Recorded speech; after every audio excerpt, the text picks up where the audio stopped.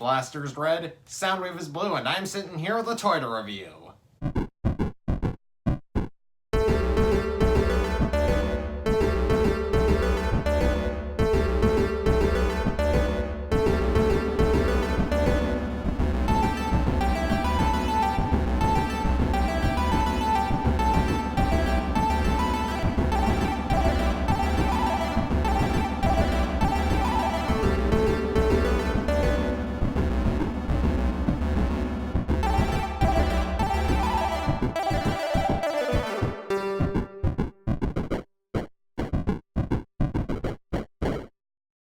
Hey guys, Ryan, aka Firebright27 here today with another toy review.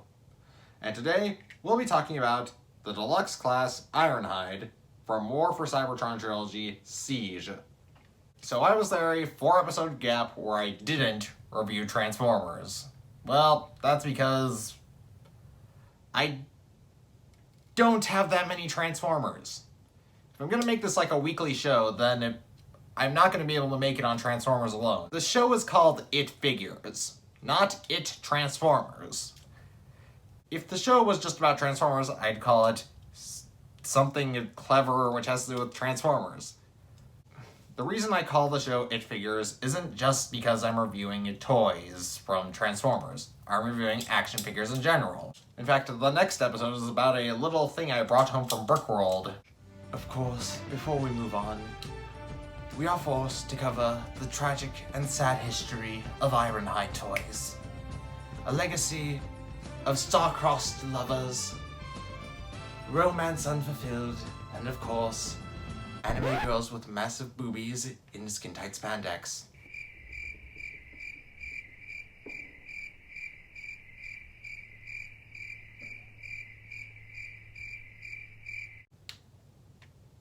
Okay, maybe not that last one, but you get the picture. It hasn't exactly been an easy ride for Ironhide. Iron Ride, if you will. So, Ironhide's original toy was basically a Nissan van, I believe, that transformed into this pile of poop.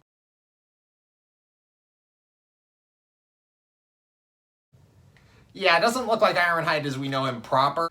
The original Diaclone toy looks a bit ape-ish, to say the least. I mean, his arms are all the way down by his waist. He's like the prototype of Optimus Primal, and it left many, many children of the 80s confused. I presume. I mean, I wasn't there during the 80s, but I have to assume that left a lot of kids confused. Well, between that and Skyfire, it was a pretty confusing time in the toy line. Of course, nowadays, we aren't so confused about that as much as we're confused about the identities of Frenzy and Rumble. But yeah, after that, the next Ironhide toy was a elephant. Now that we've addressed the elephant in the room, pun intended and relished, we can move on to the next toy of Ironhide that appeared. After that, it was a Minicon in Transformers Armada. Then, after the Minicon in Transformers Armada, it was a famously poorly performed and dubbed rookie Autobot in Transformers Energon. I have heard nothing good about that show. Anyways, after that, we had, I believe, the Ironhide in Transformers the movie, the original toy line. And well, we'll just say that on the whole, Transformers' original movie toy line wasn't well known for translating the characters from the screen into plastic. And in fact, to this day, the translation of the character from the screen into plastic still ain't it, Chief. I think I'm using that phrase correctly. Look out for this review in the future. I am gonna tail this thing a new tailpipe. But then after that, we had Universe Ironhide, which was supposedly a very large letdown. Then we had Animated Ironhide, which was pretty good, but that was probably because it was retooled from a Ratchet toy. After that, I'm not sure because I haven't looked any of this up on the TF Wiki. And then there were a bunch of movie toys that I'm not covering right now. Some Legends ones, Fast Action Battlers. Then there's the Studio Series, which I have heard good things about, but unfortunately I can't get one because Amazon prices have been jacked up, and because I missed that wave altogether. And to this day, I've still had a bit of a rocky relationship with the Studio Series. This is the first figure I got from the Studio Series, and it is not good. Oh, God. In fact, it almost made me lose hope altogether on the Studio Series. But fortunately, I am getting a Starscream, which I hear is very, very good. And with that being said, that's all the formalities about the history of Ironhide toys. Because now we have Siege Ironhide. And he's pretty good. I mean, he's not perfect by any means, but he's still very, very good. Now then, contrary to what I usually do, I'm starting out in vehicle mode this time, because that, I feel, is his better mode. For the most part. We'll get there eventually. But as you can see, it's a pretty spot-on alt mode. I mean, there are a few panel lines here and there, but aside from those panel lines, it's really, really good how very little kibble there is on this guy. I mean, the arms do have a bit of a heinous gap from the top, but you're never looking at it from that angle, are ya? If you're displaying it in your collection. And another thing, he basically has his hood. You basically can't see inside of his cockpit. Then again, I'm half certain that this is a retool of Generations Titans Return Cup. So maybe this is a modification from him. I don't know. I don't think so. I don't have Titans Return Cup, so I can't make it extensive comparisons. But the main feature here, I feel, are these little cannons here on the front. Those are actually weapon ports, where you can put, like, the effect parts, and all sorts of other things. You can even take his sort of missile launcher that's a hammer, and mount it here. Though, we'll get to my thoughts on the hammer once we hit robot mode. And trust me, it's not one of the greatest parts of this figure.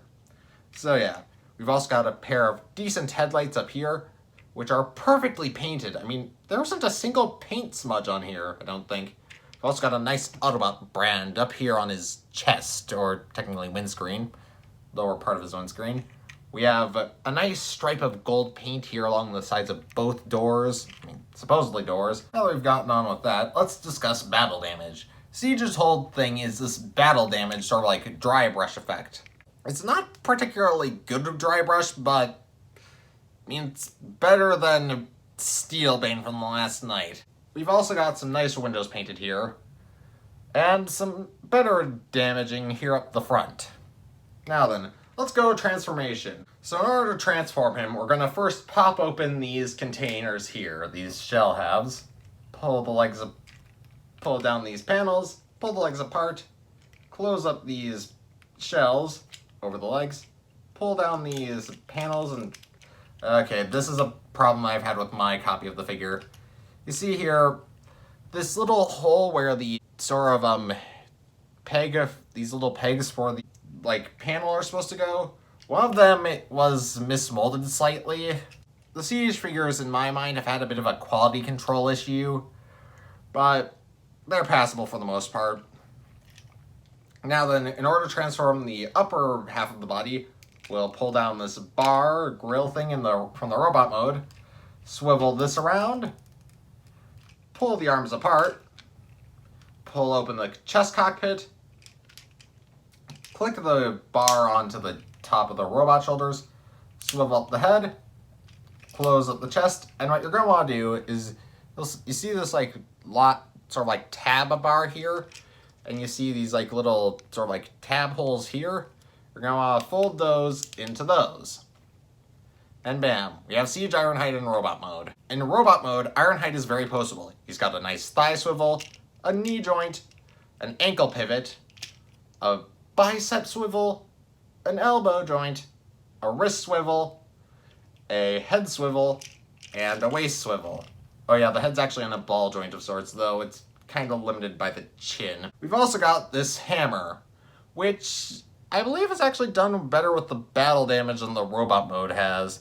You can see all this sort of detail that would normally be lost there, picked out in silver. Anyways, I have a few complaints about this weapon. First off is the process of transforming it from a hammer to a missile launcher. When I originally got it, the sort of like thing that hooked in at the sort of missile launcher mode, that made a really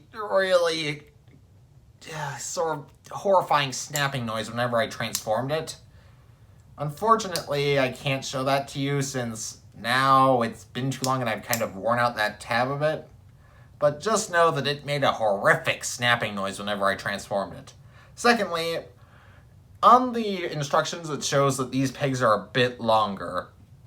And well, that shouldn't be an issue. It kind of is when he's holding his hammer.